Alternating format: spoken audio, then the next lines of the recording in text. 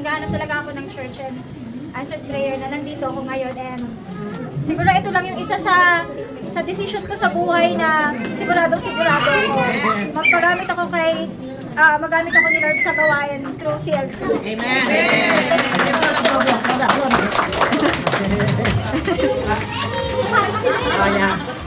Ayaw niya. Ayaw niya.